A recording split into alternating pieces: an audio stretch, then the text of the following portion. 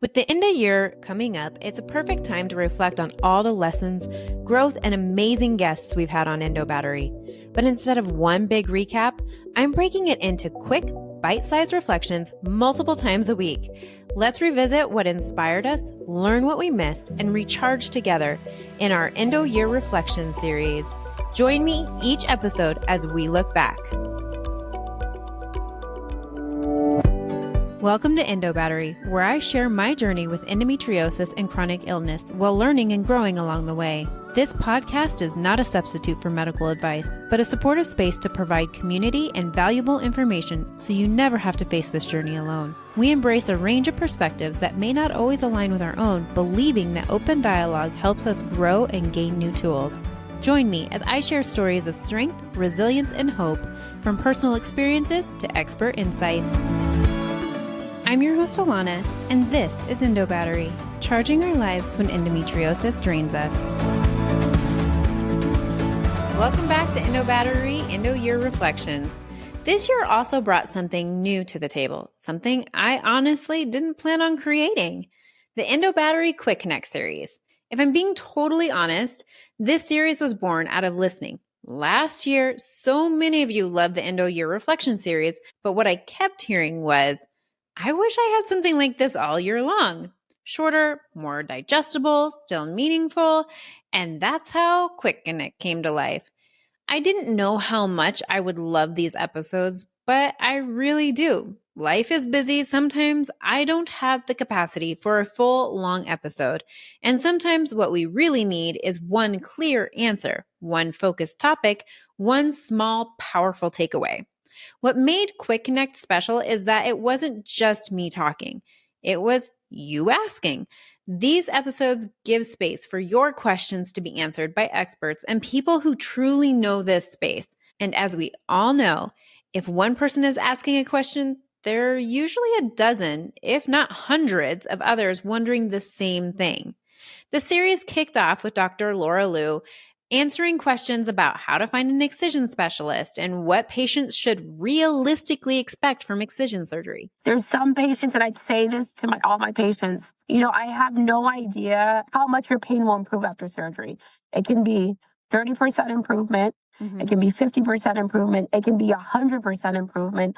I don't have a crystal ball. I can't predict that. My hope is that it's 100% improvement.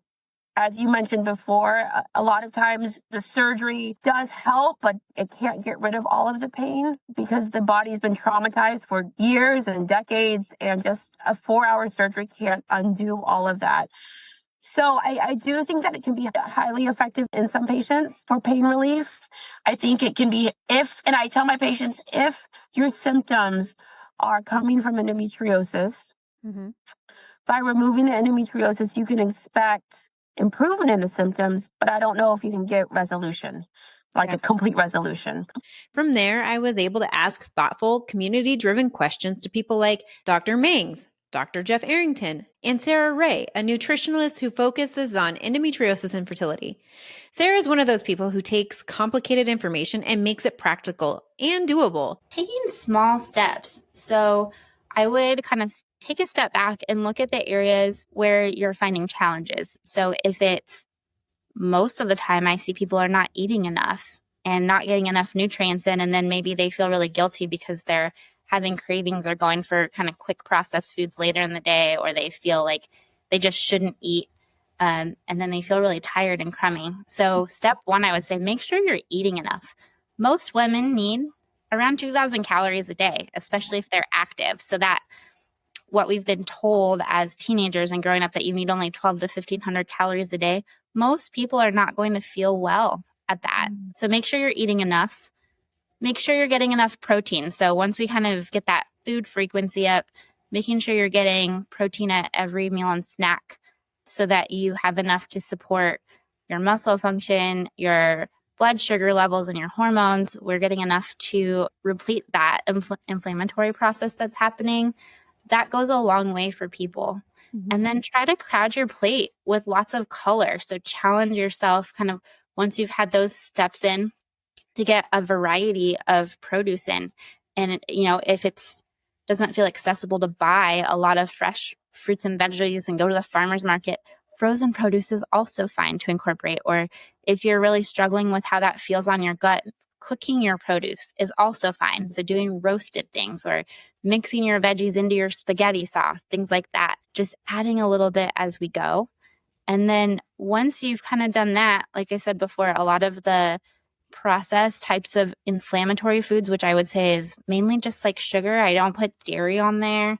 That's helpful with getting calcium and things like that. But those processed starchy types of foods that we need to limit for most health conditions will kind of start to crowd out when we're getting enough protein and fiber and vegetables and nutrients in.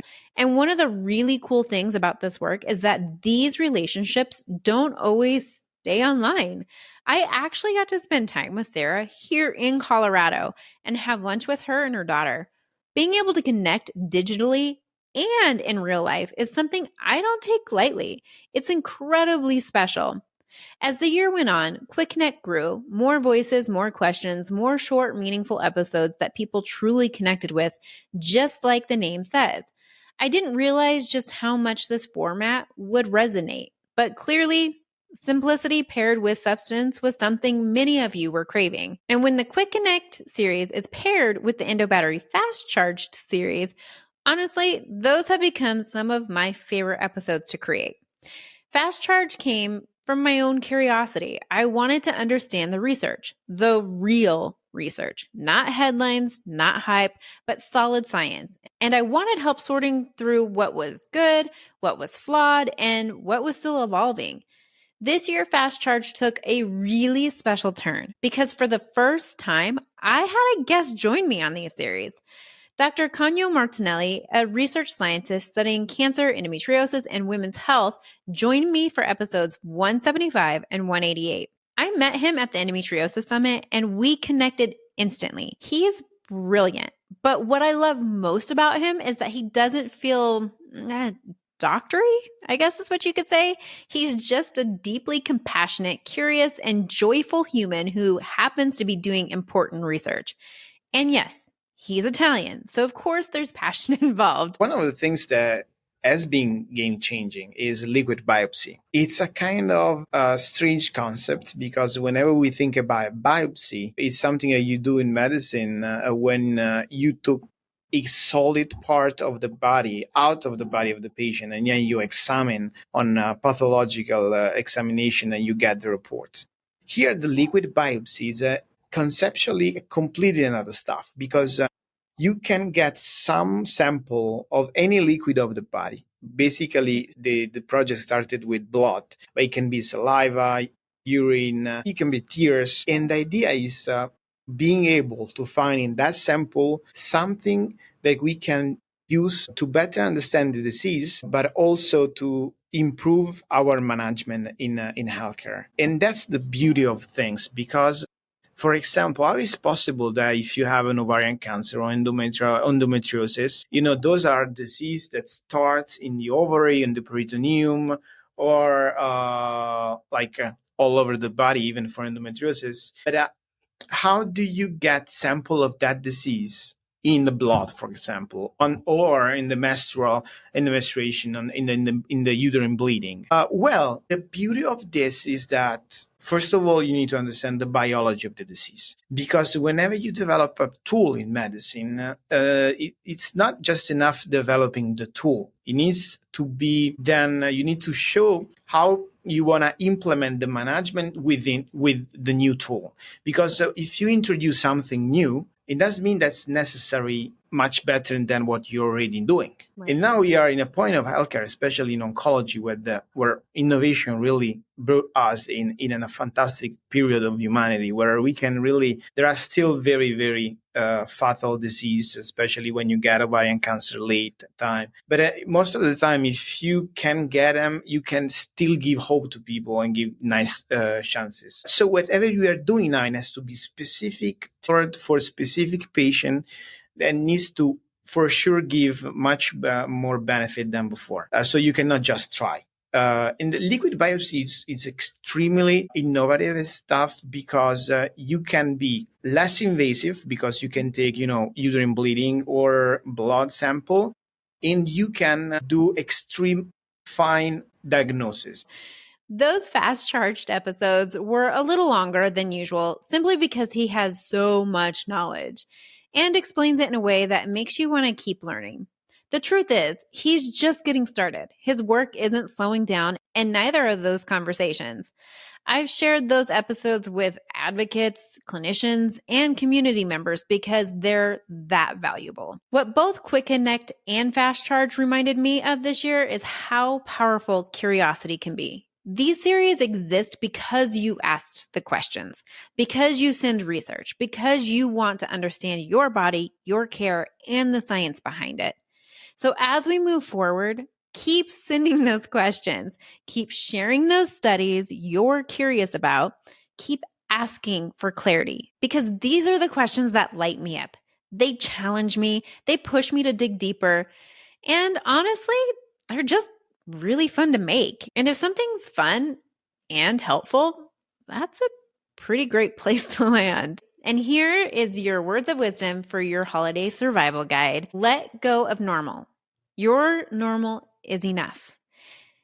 You don't need to be as normal as everyone else. You are enough. You don't need to prove yourself. And your normal is just as great as anyone else's.